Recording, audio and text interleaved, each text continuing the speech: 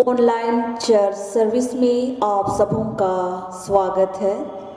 हम लोग आज की आराधना को आरंभ करने से पूर्व हम लोग परमेश्वर के वचन को अगुवाई के रूप में सुनेंगे और वो हमें मिलता है भजन संहिता भजन नंबर 119 पद संख्या 30 से 32। भजन संहिता भजन नंबर 119 पद संख्या 30 से 32। परमेश्वर का वचन हमें इस प्रकार से यहाँ मिलता है।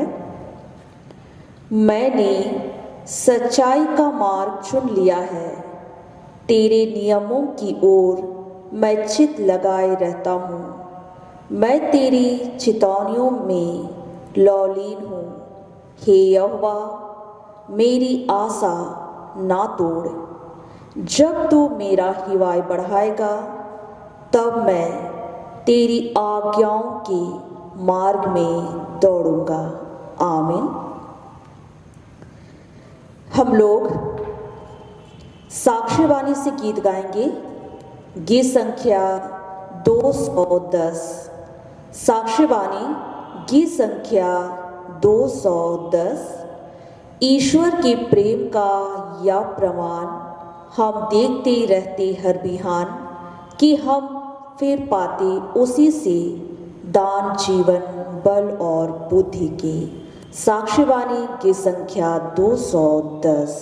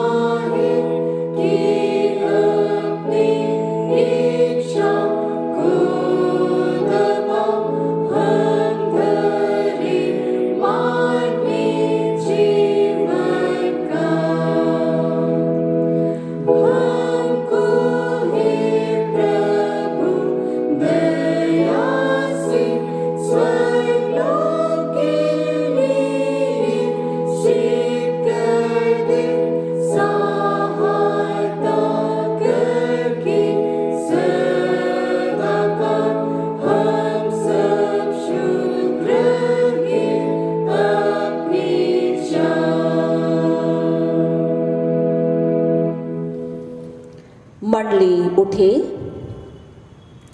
हमारा आरंभ त्रिएक परमेश्वर पिता और पुत्र और पवित्र आत्मा के नाम से। आमीन। हमारी सहायता ईश्वर के नाम से है जिसने स्वर्ग और पृथ्वी को सृजा।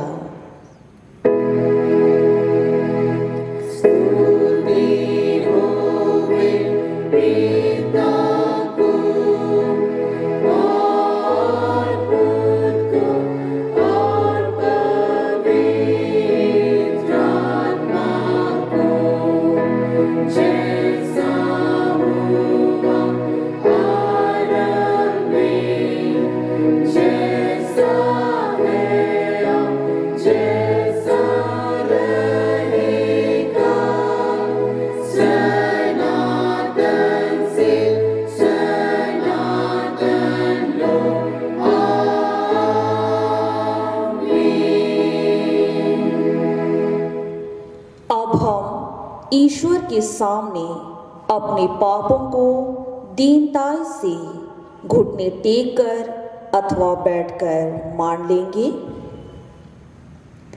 हे सर्वशक्तिमान ईश्वर दयालु पिता, हम दीनताई से अपने सब पाप और अपराधों को तेरे सम्मुख मान लेते हैं। तो अपने प्रिय पुत्र हमारे प्रभु यीशु ख्रिस्ट के कारण हम पर दया दृष्टि कर और हमारे सब पापों को क्षमा कर। आमीन।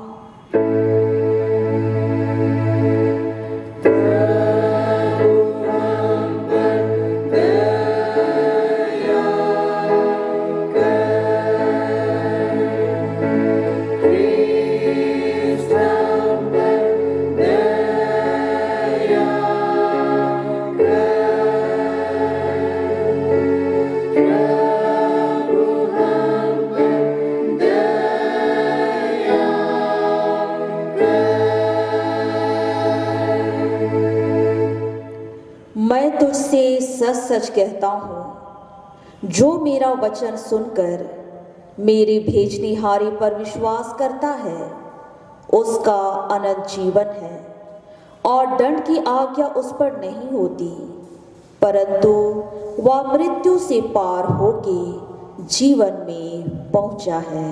आमीन।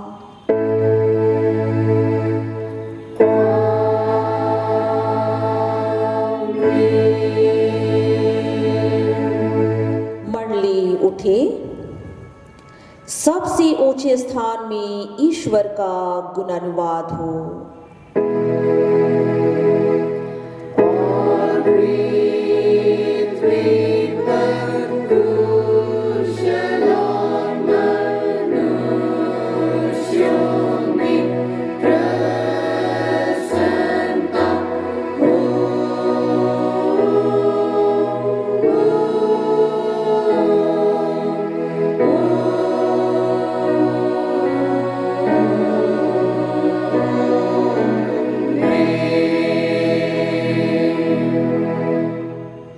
प्रभु आप सबों के संग हो।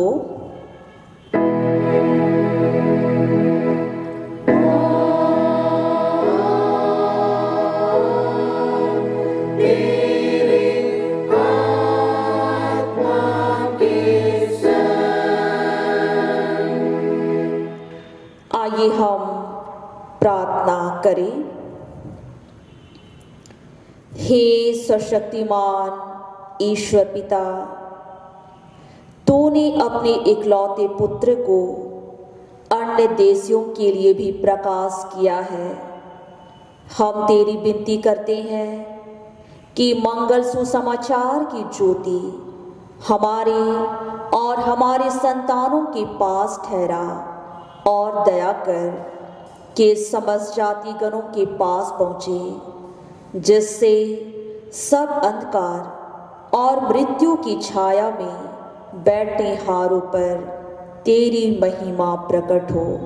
तू पुत्र और पवित्र आत्मा के संग सदा लो राज करता है। आमीन।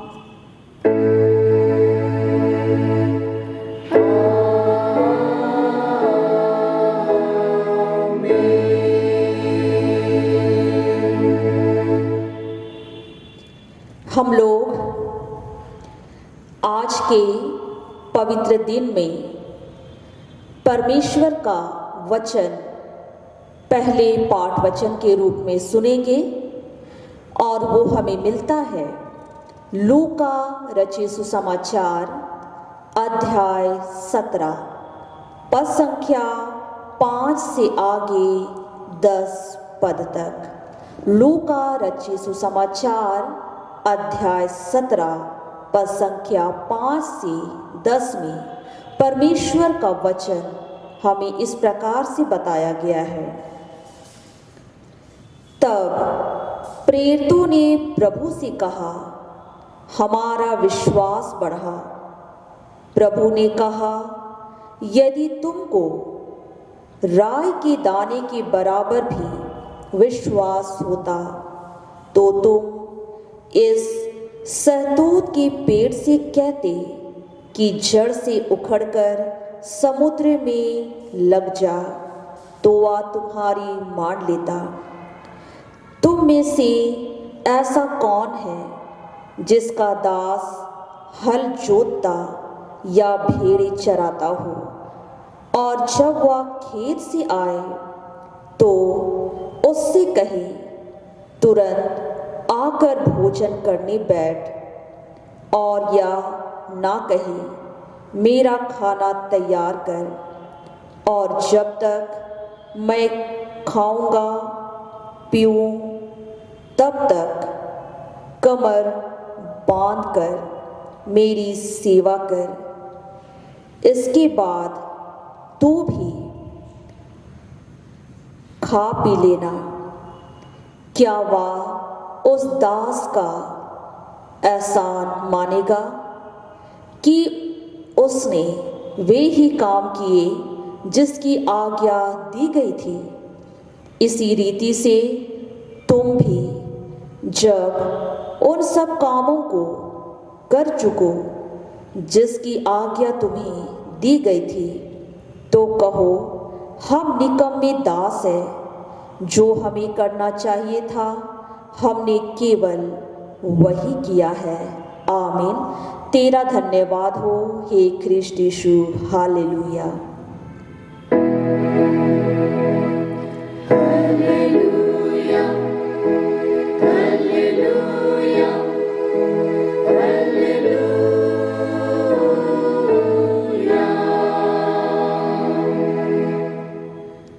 अब हम समस्त क्रिश्चियानी कलीसिया के संग अपना महापवित्र विश्वास मान लेकर यूं कहे, मैं विश्वास करती हूँ परमेश्वर पिता पर, जो स्वर्ग और पृथ्वी का सर्वशक्तिमान सृजनहार है, और उसके इकलौते पुत्र अपने प्रभु यीशु ख्रिस्ट पर, जो पवित्र आत्मा से गर्भ में आया, कुंवारी मरियम से उत्पन्न हुआ, प्यान्तुस पिलातुस की आज्ञा से दुख उठाया, क्रूस पर चढ़ाया गया, मर गया और गाड़ा गया, पाताल में उतरा, तीसरे दिन मृतकों में से जी उठा, स्वर्ग पर चढ़ गया, और परमेश्वर सर्वशक्तिमान पिता के दाहिने हाथ बैठा है, जहाँ से वह जीवितों और मृतकों का विचार करने को फिर आएगा। मैं विश्वास करती हूँ पवित्र आत्मा पर, एक ही पवित्र क्रिश्चियानी कलीसिया, पवित्रों के संगत पर, पापों की क्षमा, देह के जी उठने और अनंत जीवन पर। आमीन।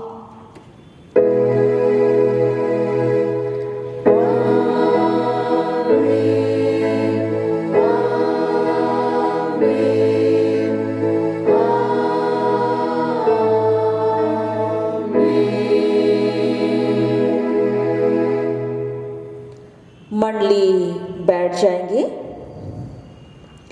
हम लोग आराधना के क्रम में साक्ष्यवाणी से गीत गाएंगे। गीत संख्या 87, साक्ष्यवाणी गीत संख्या 87। जो ना चलता पाप के मत, और ना मानता दुष्ट का पथ।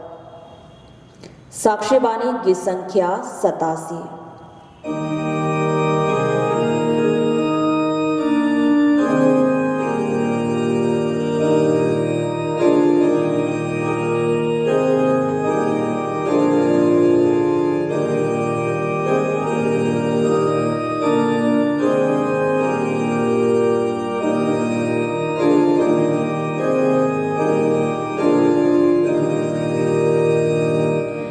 Vaso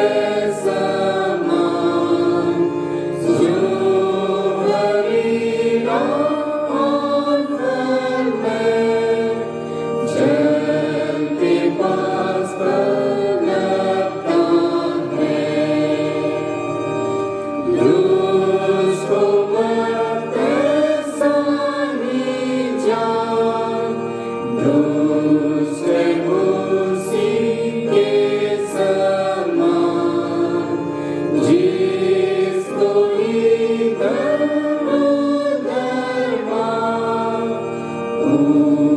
उड़ाती है बयान। धर्म के मार्ग पर जिसकी चाहती परमेश्वर है दयान। पापियों के माँ के पास दान पे लगा है विनाश।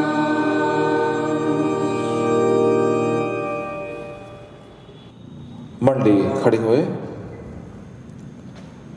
सबों को परमेश्वर पिता और प्रभु यीशु ख्रिस्ट की ओर से अनुग्रह और शांति मिले। हम प्रार्थना करें। हे प्रेमी परमेश्वर पिता, हम प्रभु इस बात से आनंदित है प्रभु कि तूने हमारे जीवन पर एक और दिन दिया और अपने इस आराधना में हम सबों को लाया है। पिता, इसमें तेरे वचन सीखना चाहते हैं। तू आ और हम सबों से बातें कर कि हमारा विश्वास ख्रिस्ट में और दृढ़ होता जाए। यीशु नाम में आमीन। परमेश्वर के पवित्र वचन में से हम अगुवाई लें। उपदेश के निमित्त जो परमेश्वर का वचन ठहराया गया है वह मिलता है रोमियो के नाम पौलुस प्रेरित की पत्री, उसके पहले अध्याय पद 16 से पद संख्या 23 तक। रोमियो पहला अध्याय 16वें पद से 23वें पद तक परमेश्वर का वचन इसमें यों लिखा है। क्योंकि मैं सुसमाचार से नहीं लजाता, इसलिए कि वह हर एक विश्वास करने वालों के लिए, पहले तो यहूदी फिर यूनानियों के लिए, उद्धार के निमित्त परमेश्वर की सामर्थ है। क्योंकि उसमें परमेश्वर की धार्मिकता विश्वास से और विश्वास के लिए प्रकट होती है। जैसा लिखा है, विश्वास से धर्मी जन जीवित रहेगा। परमेश्वर का क्रोध तो उन लोगों की सब अभक्ति और अधर्म पर स्वर्ग से प्रकट होता है जो सत्य को अधर्म से दबाए रखते हैं, इसलिए कि परमेश्वर के विषय का ज्ञान उनके मनों में प्रकट है। क्योंकि परमेश्वर ने उन पर प्रकट किया है उसके अनदेखे गुण, अर्थात उसकी सनातन सामर्थ्य, और परमेश्वर जगत की सृष्टि के समय से उसके कामों के द्वारा देखने में आते हैं, यहाँ तक कि वे निरुत्तर है, इस कारण कि परमेश्वर को जानने पर भी उन्होंने परमेश्वर की योग्य बड़ाई और धन्यवाद ना किया, परंतु व्यर्थ विचार करने लगे, यहाँ तक कि उनका निर्बुद्धि मन अंधेर हो गया। वे अपने आप को बुद्धिमान जताकर मूर्ख बन गए और अविनाशी परमेश्वर की महिमा को नाशवान मनुष्य और पक्षियों और चौपाए और रेंगने वाले वस्तुओं की मूर्त की समानता में बदल डाला। आमीन। मंडली बैठ जाए। ख्रिस्ट में प्यारे माता पिता, प्यारे भाई बहन, प्यारे बच्चों, परमेश्वर ने हम मनुष्यों को बनाया है और अपने हम जीवन को अगर टटोल कर देखें और समझने का प्रयास करें कि हमारे स्वभाव में वह कौन सी बातें हैं जो हमें परमेश्वर की ओर आकर्षित करती है, या हमारे जीवन में कौन सी बातें हैं जो उसकी ओर बढ़े, तो हम इन सब बातों पर यदि ध्यान करें तो बहुत सारी बातें निरंतर निकलते रहेंगे। हम जिस भी समाज में रहते हैं, जिस भी देश में रहते हैं, हम लोग एक बात को पाते हैं कि लोग परमेश्वर की लालसा करते हैं। इतिहास गवाह है कि लोग परमेश्वर की लालसा में रहे, उसकी खोज में रहे और आज भी करते हैं। और जितना समझ हमें बन पड़ता है, हम उसे अपना परमेश्वर मान लेते हैं और उस ओर या खोज की ओर आगे बढ़ने लगते हैं। इस कारण हम इस संसार में पाते हैं लोग अलग अलग धर्म मानकर बढ़ते हैं। जितना जिस प्रकार से समझ हो सके हम प्रयास करते हैं। ये मनुष्य का एक विशेष और अद्भुत स्वभाव है। मानव शास्त्र के किताबों में इसकी चर्चा की जाती है कि हमारे संस्कृति का धर्म एक भाग है कि लोग जहां भी रहे परमेश्वर या ईश्वर की लालसा किए और करते रहेंगे। और जब लोग परमेश्वर के विषय अर्थात ईश्वर के विषय सोचते हैं वह कौन है, सामान्यतः हम जिन बातों को पाते हैं उसमें से एक बात यह है कि लोग मानते हैं कि जो उन्हें बनाया है या हमें बनाया है वह अच्छा है, बहुत ही अच्छा है, इसे मानते हैं। और यह मानते हैं कि जो ईश्वर है परमेश्वर है वह अच्छे लोगों को पसंद करता है और इसीलिए लोग प्रयास करते हैं कि हम लोग अच्छी तरह से जीवन व्यतीत करें जितना समझ हो सके। आज के वचन में इसी कुछ वर्णन किया गया है कि परमेश्वर ने हमारे लिए ऐसा प्रबंध किया है कि कोई यह ना कहे कि हमारे अंदर में परमेश्वर के प्रति लालसा ही नहीं है। और जब लोग परमेश्वर की लालसा करते हैं तो इसके लिए अलग प्रयास करते हैं। कोई यात्राएं करता है कि सोचता है कि मैं यहाँ जाऊं उस स्थान जाऊं तो परमेश्वर की उस शांति को प्राप्त करूं। वह शांति कौन है बोलकर, जो परमेश्वर हमारे लिए ठहराया है। उस सच्चे परमेश्वर को मैं प्राप्त करूं, उसे जानूं समझूं और उसका होकर जीवन व्यतीत करूं। क्योंकि एक सवाल हमारे अंदर सभी को अंदर आता है अपने अस्तित्व के विषय, हर एक मनुष्य के अंदर, कि मेरे या हमारे जन्म से पहले हम कहाँ थे और उसके बाद मृत्यु के बाद हमारा क्या होगा। और जब लोग इन बातों के विषय ध्यान करते हैं, मनन करते हैं, खोज करते हैं, तो वे यह मानते हैं कि कोई तो है जो उन्हें बनाया है, कोई तो है जिसके प्रति उनको जवाब देना है इस जीवन के समाप्ति के बाद। और यह मानते हैं कि यदि हमारा जीवन उसकी इच्छा के अनुसार या उसके ग्रहण योग्य चला तभी हम लोग अच्छी तरह से रह पाएंगे। उसके अलावा हमारे अंदर और भी विचार रहते हैं। हमारे अंदर एक खालीपन महसूस होता है और वह खालीपन इस रूप से होता है कि हम इस संसार पर एक बात को पाते हैं स्लोगन के रूप में।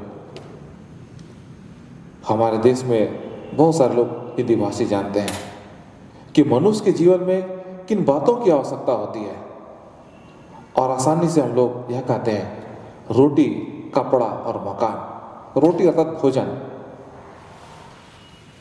कपड़ा अर्थात प्रतिष्ठा, उसके जो शरीर ढकने का जो हुआ उसके शरीर के अन्य बाकी उसमें आ सकते हैं, और मकान रहने का निवास, इसमें बहुत कुछ आ जाता है।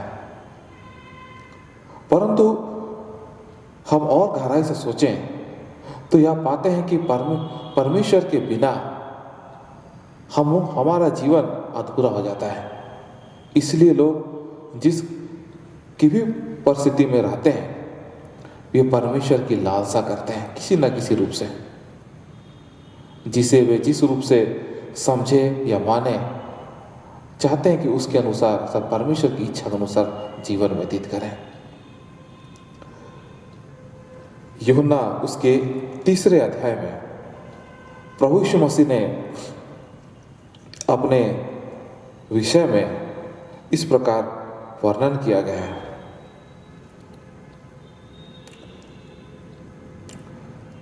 यूहन्ना 3 अध्याय पद संख्या 19 और उससे आगे में लिखता है, और दंड किया गया कारण यह है कि ज्योति जगत में आई है और मनुष्यों ने अंधकार को ज्योति से अधिक प्रिय जाना, क्योंकि उनके काम बुरे थे।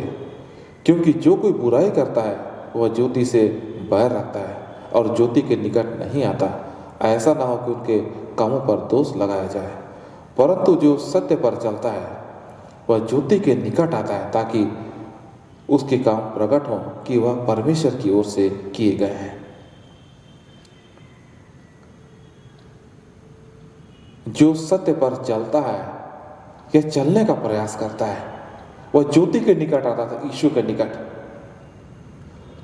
मिशनरी जब इस क्षेत्र पर पहुंचे, उन्होंने यीशु के सुसमाचार का वर्णन हमारे पुरखों को किया,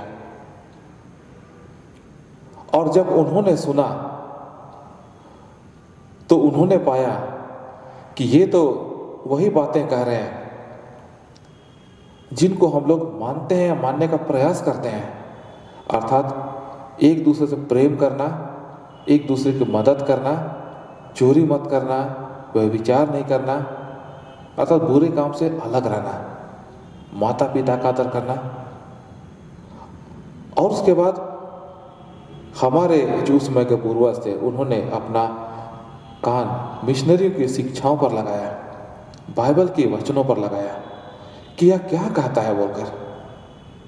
और जब वे परमेश्वर के वचनों को सुनने लगे तो उनको लगा कि यह तो सही मार्ग दिखाता है, इनको मानने से हमारे जीवन की अवस्था नहीं बिगड़ेगी परंतु अच्छा ही होगा। और उन्होंने जीवन का जो महक है उनके सुसमाचार में पाया। और उसके बाद हम लोग यह पाते हैं कि पवित्र आत्मा सुनने वालों के हृदय से बातें किया, उनके अंतःकरण से। और उन्होंने पाया कि हम जिस सच्चे परमेश्वर की लालसा करते हैं, जिस अनदेखे परमेश्वर की लालसा करते हैं, जिसके विषय हम सोचते हैं, क्या यह वही है? और आगे हम लोग पाते हैं उन्होंने पाया उसे, उस ज्योति को पाया, यीशु ख्रिस्ट को पाया, जीवन के रूप में पाया। और यह पाया कि जिसकी हम लोग लालसा करते थे, जिस अनदेखे परमेश्वर की लालसा करते हैं, यह तो वही है। इसमें धार्मिकता है, जीवन है, और यह जीवन हमारे लिए भी दिया गया है। और उन्होंने प्रभु यीशु मसीह को स्वीकार किया। उपदेश वचन में जो लिखा हुआ है कि परमेश्वर के अनदेखे गुण प्रकट थे और प्रकट है, तो हम मनुष्य जाति पर परमेश्वर के गुण प्रकट है। और जो प्रभु यीशु मसीह को नहीं जानते थे, जो सच्चाई में आगे बढ़ रहे थे, उन्होंने उसे स्वीकार किया क्योंकि उनके लिए साहस था। उसी सुसमाचार में हम सब कोई बुलाए गए हैं। उपदेश वचन में लिखा हुआ है, विश्वास से धर्मी जन जीवित रहेगा। यह धार्मिकता जो हम पर प्रकट की गई है वह हमारे कर्मों के कारण नहीं हुआ कि हमने यह काम पूरा किया इसलिए हम धर्मी ठहराए गए, परंतु विश्वास के द्वारा। विश्वास क्या है? विश्वास है कि परमेश्वर पर विश्वास करना, परमेश्वर के इकलौते बेटे यीशु पर विश्वास करना कि वह परमेश्वर का पुत्र है, वह जीवन का सोता है, उसने हमारे अपराध क्षमा किए, वह हमारा परमेश्वर है। ऐसा विश्वास करके आगे बढ़ना।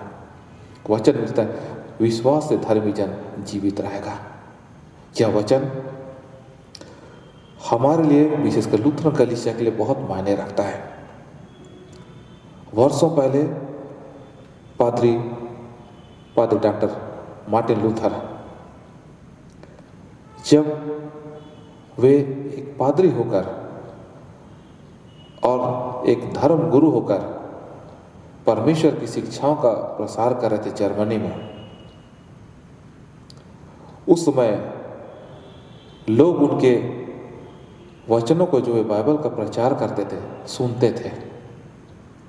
उसी क्रम में उसे एक यात्रा में जाने का अवसर मिला।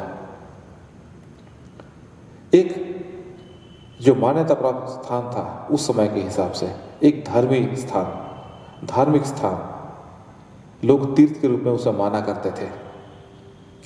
तो वहां पादरी मार्टिन लूथर पहुंचा और उसके बाद वहां के उस समय के जो दस्तूर थे उसके अनुसार बताया गया एक सीढ़ी था और बोला कि इसमें आपको चल कर जाना है घुटने के बल इस सीढ़ी पर, ये पश्चाताप का आपको अनुभव होगा बोलकर पादरी डॉक्टर मार्टिन लूथर चलने लगा, क्योंकि वैसे ही बताया गया था। और उसी क्रम में परमेश्वर का वचन उसे स्मरण आने लगा कि विश्वास से धर्मी जन जीवित रहेगा। और वह सोचने लगा, क्या यहाँ पर घुटना टेक कर यहाँ पर आगे बढ़ना कि अपने आप को प्रकट करना कि हाँ मैं पश्चाताप कर रहा हूं, क्या यह बाइबल के अनुसार है कि मनुष्य की शिक्षा के अनुसार है? और उसने यहां पाया कि बाइबल में तो लिखा हुआ है विश्वास से धर्मी जन जीवित रहेगा या धर्मी जन विश्वास से जीवित रहेगा। और उसने एक कदम उठाया, वह खड़ा हो गया और वहां से वापस आ गया। सांसारिक वृत्ति से उसे एक डर था कि लोग उसके ऊपर आरोप लगाते कि यहाँ का संस्कृत धार्मिक स्थल जाकर जब लोग घुटना टेक कर रेंगते हुए अपने आप को गिड़गिड़ा कर परमेश्वर सम्मुख प्रकट कर रहे हैं, एक व्यक्ति वहां से उठकर चला गया। साधारण व्यक्ति नहीं था, एक पादरी था, हो सकता था उसका पादरी पद उसे ले लिया जाता या उस पर कुछ कार्रवाई की जाती, परंतु वह खड़ा हुआ। किसके आधार पर? परमेश्वर के इस वचन के आधार, पूरे बाइबल के आधार पर। और उसे यह बात स्मरण आया, विश्वास से धर्मी जन जीवित रहेगा। और उसके बाद हम लोग आगे पाते हैं उसके जीवन पर जो बदलाव और कुछ हुए हैं। उसके बाद उसने 31 अक्टूबर 1517 में विटनबर्ग के गिरजाघर में 95 सूत्र लगाया था। एक ही इस वचन के आधार पर उसके जीवन पर बड़ा कार्य हुआ था, विश्वास से धर्मी जन जीवित रहेगा। पुराने नियम में हम लोग इसका वर्णन पाते हैं हबक्कुक 2 अध्याय पद 4 में। मसीह में प्यारो, हमारे जो बुलाहट है वह कर्म के अनुसार नहीं हुआ परंतु विश्वास के अनुसार है। कर्म अर्थात लोग यदि कहें कि हमने तो ये काम किए हैं इसलिए हम स्वर्ग के राज्य के भागी हो जाएंगे, वैसी बात नहीं है। परमेश्वर ने हमें ऐसा बनाया है कि हमारे अंदर में भलाई करने की क्षमता होती है। उदाहरण के लिए यदि हम लोग किसी को मुसीबत में देखें, चाहे कोई भी मनुष्य हो, सामान्यतः हमारे अंदर में आता है कि उसकी मदद कर सके। कोई अगर गड्ढे में गिरा है तो हम लोग उसे निकाल लेते हैं। अगर यदि कोई भूखा हो और हमारे पास संसाधन हो तो सामान्यतः हम उसकी मदद किसी न किसी रूप में कर देते हैं या प्रयास करते हैं या लालसा रखते हैं।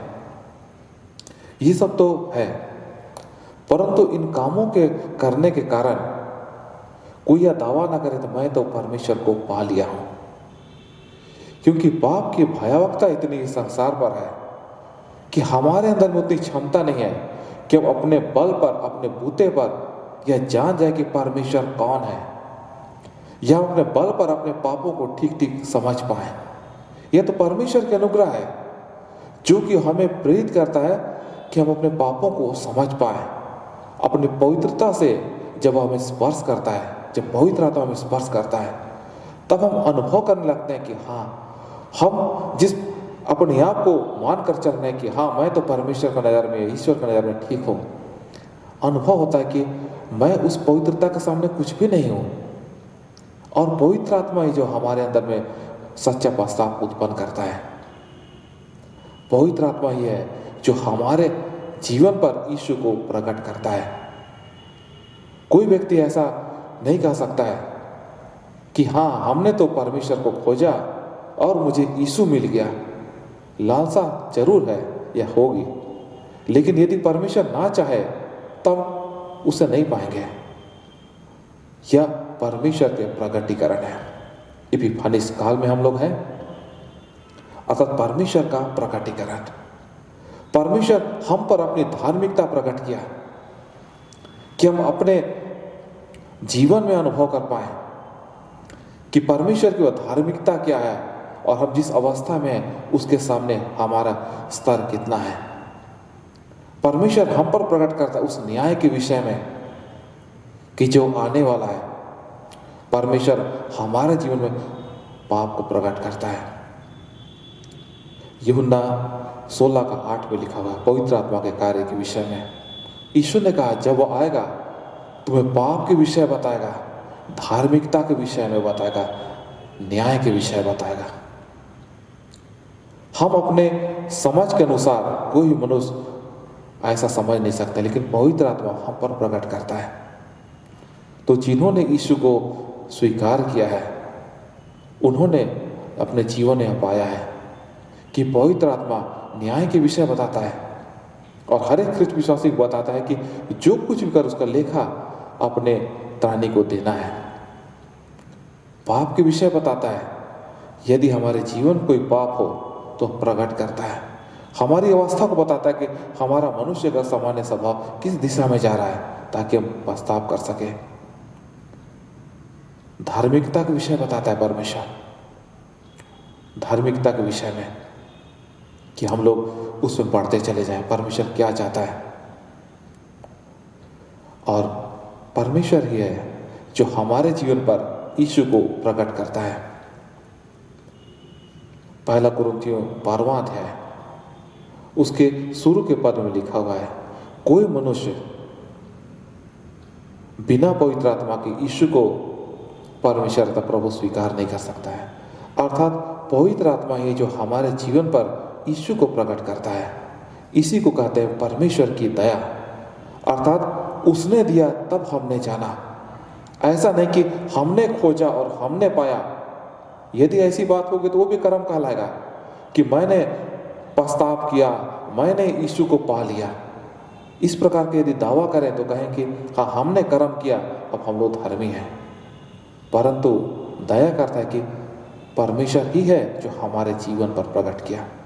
यदि उसने अपने बेटे को हमारे जीवन पर प्रकट नहीं किया होता तो चाहे हम लोग कितना भी संसार की दृष्टि में जो भलाई कर लेते या परमेश्वर की लालसा में कितना भी कुछ यात्रा कर लेते या कुछ बना लेते, हम परमेश्वर को नहीं जान सकते। वो तो मालिक है दुनिया का बनाने वाला। क्या हमारे अंदर उतनी बुद्धि है कि अपने उस सृष्टिकर्ता को खोज के समझ पाए और बता पाए कि ये तो वो है, मैंने पा लिया। वही है जो अपने आप को हमारे जीवन पर प्रकट करता है। इसीलिए जब हमारे लिए कोई अवसर हो गवाही देने का तो अपने कर्म पर अहंकार ना करें कि हमने तो परमेश्वर को खोजा, हमने पा लिया, हमने ऐसा किया। जरूर करके प्रयास किया, लेकिन यदि वह नहीं चाहता तो हम लोग उसे नहीं पा सकते थे। और उसके बाद का जीवन जो होता है परमेश्वर के अनुग्रह में बढ़ता है। अर्थात पवित्र आत्मा ही जो हमें विश्वास में संभाल के रखता है और आगे बढ़ाता है और हमारे अंदर में विश्वास को परमेश्वर ही उत्पन्न करता है, अर्थात भरोसा को कि हम परमेश्वर पर भरोसा करें। धीरे धीरे हमारा जो भरोसा है परमेश्वर और दृढ़ होता चला जाता है। दिन प्रतिदिन परमेश्वर चाहता है कि हम विश्वास में और परिपक्व होते चले जाएं। और जैसा वचन में लिखा है, विश्वास से धर्मी जन जीवित रहेगा। जीवित अर्थात जीवित उसे कहते हैं जो निरंतर आगे बढ़ते चला जाता है। निर्जीव उसे कहते हैं जो एक स्थान पर जो था है रहेगा, अर्थात उसका कोई विकास नहीं होने वाला है, जैविक विकास होने वाला नहीं है। तो जब आत्मिक रूप से जब जीवित हैं तो निरंतर हमारे जीवन में बढ़ती होती है। जब वचन में लिखता है विश्वास से धर्मी जन जीवित रहेगा, अर्थात एक धर्मी जन विश्वास के कारण निरंतर परमेश्वर में बढ़ता रहेगा। परमेश्वर ऐसी बुलाहट हमारे जीवन पर दी है। और उसके बाद हम लोग जब विश्वास में बढ़ेंगे तो अपने जीवन में और पाएंगे कि कर्म जो हम करते हैं वो तो हमारे जीवन में एक फल के रूप में निकलता है। अर्थात जो परमेश्वर से प्रेम करता है, उसका आदर करता है, उसके मार्ग पर चलने का प्रयास करता है, उसके अंदर में भलाई स्वाभाविक रीति से निकलेगी। अर्थात जो अपने माता पिता का पहले आदर किया था या करता है, प्रभु में जब और बढ़ेगा उसका माता पिता के प्रति आदर सम्मान और बढ़ जाएगा। जो दूसरों को भलाई करता था, भलाई और बढ़ जाएगी। और उसी क्रम में हम जो लौकिक रूप से किसी का भला करना चाहते हैं, करेंगे और बढ़ते चले जाएंगे।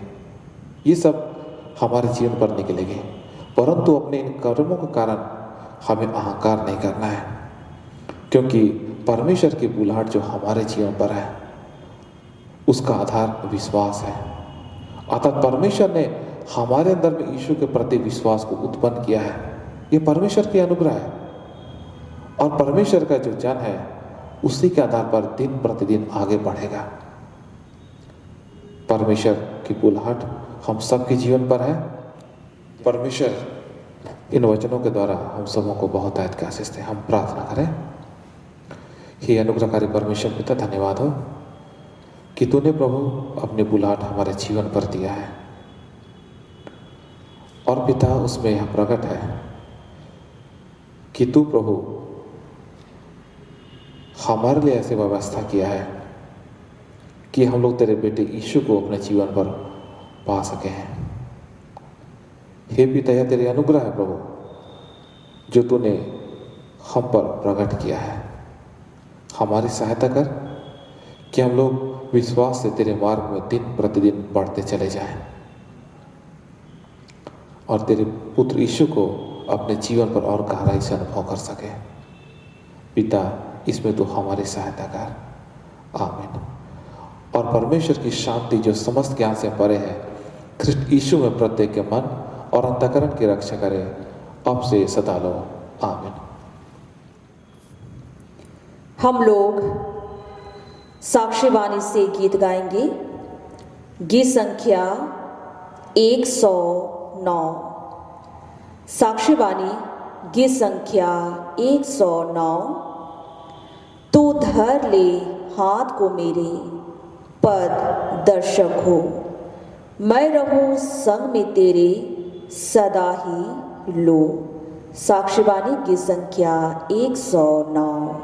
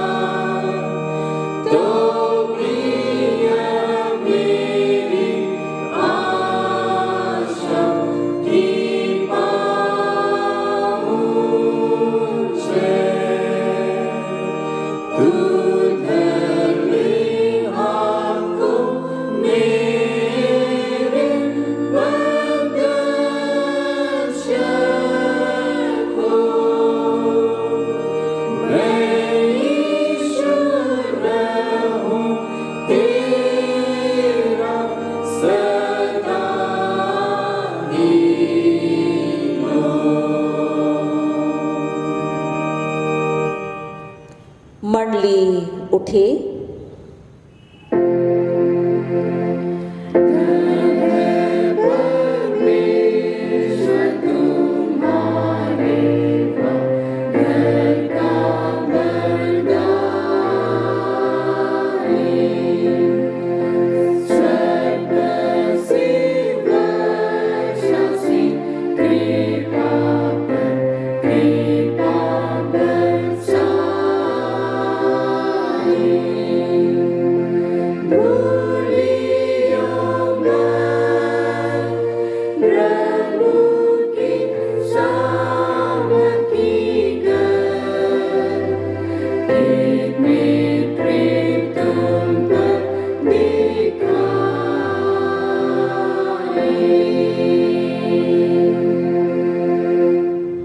आइए हम प्रार्थना करें। हे प्रभु परमेश्वर स्वर्गवासी पिता, हम तेरी विनती करते हैं अपनी क्रिश्चियानी कलीसिया और उसके सारे सेवकों की अगुवाई कर कि वे तेरे वचन के निर्मल उपदेश में ठहरे, जिससे सच विश्वास और प्रेम हम में बढ़े और बढ़ाया जाए।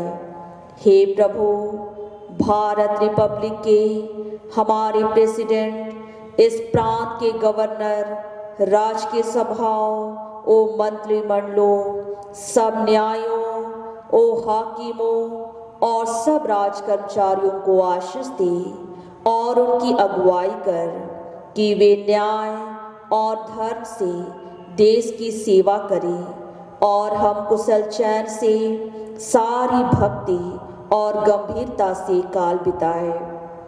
हमारी कलीसिया सभाओं, सेंट्रल काउंसिल, डायोसिस काउंसिल, सीआरसी और कलीसिया की अन्य मंडली सभाओं को आशीष दे कि वे इस मंडली को तेरी पवित्र इच्छा के अनुसार चलाए। जगत की लूथरन कलीसिया और देश विदेश के हमारे सभी ख्रिस्तीय विश्वासी मित्रों को आशीष दे कि हम ख्रिस्तीय प्रेम और सहयोग में आगे बढ़ें और जगत में तेरी साक्षी के लिए अधिक सामर्थ पाए। हमारे कलीसिया के सब कामों पर आशीष दे, लड़के लड़कियों की शिक्षा पर आशीष दे कि वे तेरे भय, प्रेम और भरोसा में बढ़ते जाए। कलीसिया के विद्यालयों, शिक्षण प्रशिक्षण महाविद्यालयों और अन्य संस्थाओं को संभाल और उनकी बढ़ती दे और उनके द्वारा कलीसिया के लिए आत्मिक और लौकिक आशीष दे।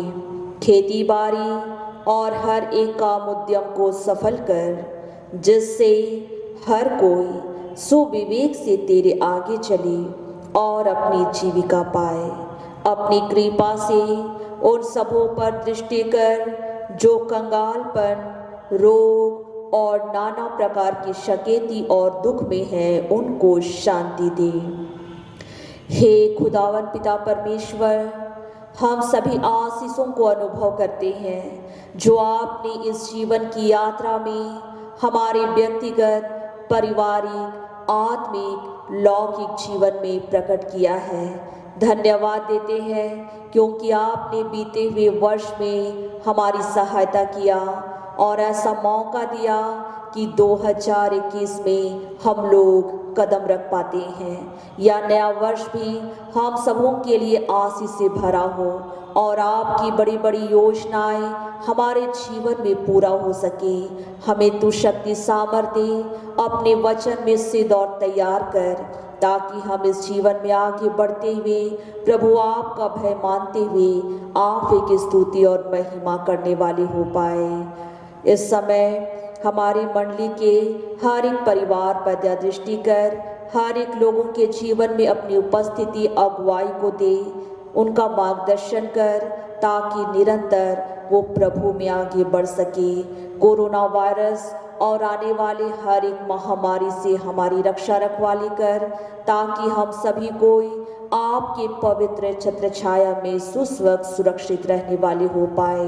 हमारे मंडली में जितने भी भाई बहन दीन दुखी लोग हैं जो अस्पतालों में है, घरों में है, उन पर तू दया दृष्टि कर।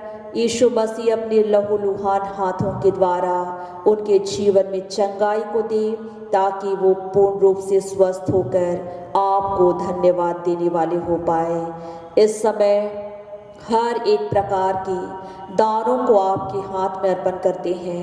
मुट्ठी दान, घड़ा सिरनी दान, डेवलपमेंट दान, प्रत्यक्ष अप्रत्यक्ष दान, गुप्त दान, ऐसे बहुत सारे दान हैं। हम इन दानों को आपके हाथ में सौंप देते हैं। इस पर तू आशीष दे, ताकि या पिता परमेश्वर आपके राज की बढ़ोतरी के लिए काम किए जा सके, हमारे मंडली और कलीसिया के विकास के काम किए जा सके, और जितने भी भाई और बहन पूर्ण विश्वास के साथ अपने हृदय को खोलकर दान अर्पण करते हैं, उसे भी तू 100 गुना आशीष दे, ताकि वो हमेशा प्रभु की स्तुति और महिमा करने वाले हो पाए। हमारी कलीसिया के सब भाई बहनों की रक्षा कर जो दूसरे देशों में चले गए हैं, कि वे सब जोखिम और परीक्षाओं में विश्वासी ठहरे। हम उनके लिए भी तेरी विनती करते हैं। जो मंडली से निकाले गए व उलट हुए हैं, उन पर दया कर कि वे सच्चे पश्चाताप से तेरी ओर फिरे। सब मनुष्यों का त्राणी ठहर, और उन पर जो अंधियारे में बैठे हैं मुक्ति का उजाला प्रकाश कर। हमको आपश्तापे मृत्यु से बचा, और अंत में अपने प्रिय पुत्र हमारे प्रभु यीशु ख्रिस्ट के द्वारा स्वर्ग राज में ग्रहण कर। आमीन। हे हमारे पिता, तू जो स्वर्ग में है, तेरा नाम पवित्र किया जाए, तेरा राज आए, तेरी इच्छा जैसे स्वर्ग में है वैसे इस पृथ्वी पर भी पूरी हो।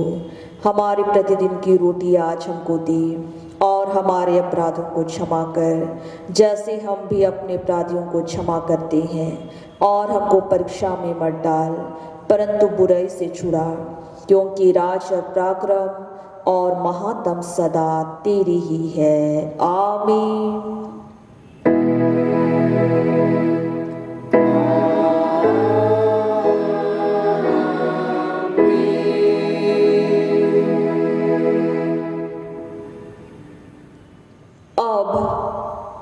त्रिएक सर्वशक्तिमान ईश्वर का आशीर्वाद विश्वासी और दीन मन से आप सभी को ग्रहण करें।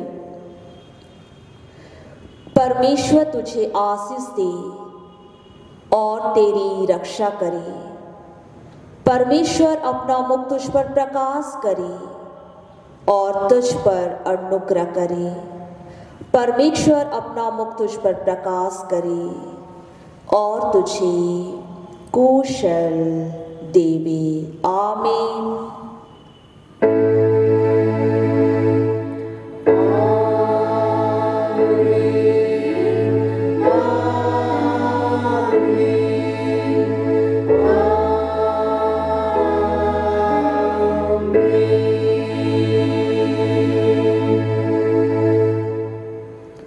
यीशु सहाय।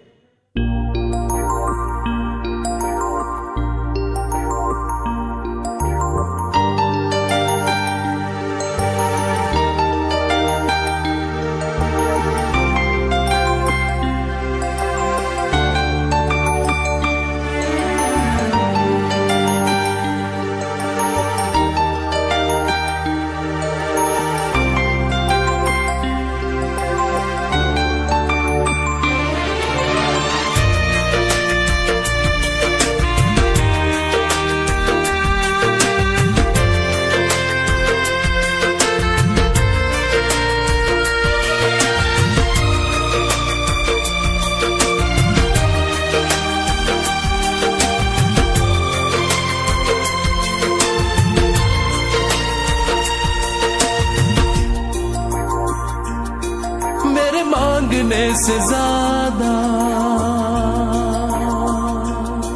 मेरे मांगने से ज्यादा, मेरे सोचने से अच्छा मैंने पाई है आशीष ये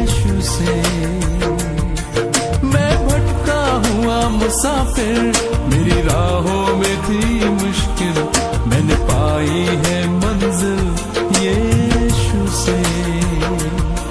मेरे मांगने से ज्यादा, मेरे सोचने से अच्छा मैंने पाई है आशीष यीशु से। मैं भटका हुआ मुसाफिर, मेरी राहों में थी मुश्किल, मैंने पाई है मंजिल यीशु से। मेरे मांगने से ज्यादा,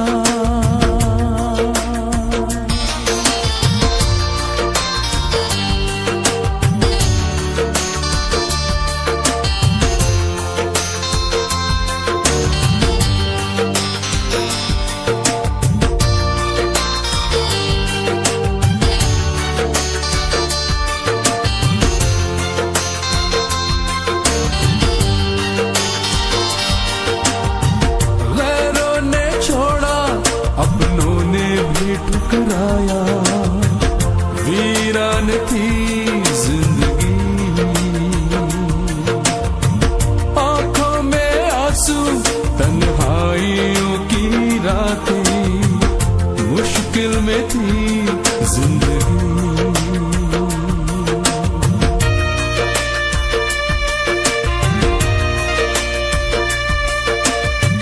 गैरों ने छोड़ा, अपनों ने भी ठुकराया, वीरान थी जिंदगी, आंखों में आंसू, तन्हाइयों की रातें, मुश्किल में थी जिंदगी। तूने अपना लहू बहाया, गुनाहों को मेरे धोया, मैंने पाई है माफी यीशु से। मैं भटका हुआ मुसाफिर, मेरी राहों में थी मुश्किल, मैंने पाई है मंजिल यीशु से। मेरे मांगने से ज्यादा,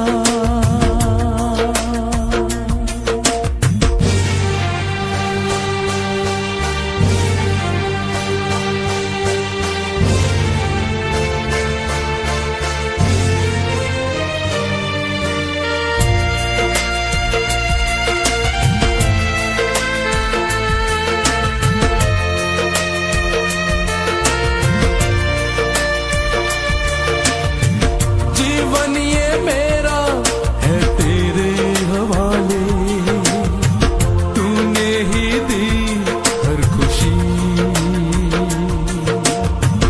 जाऊं जहां मैं दूं तेरी गवाही, कितना अच्छा है तू मसीह।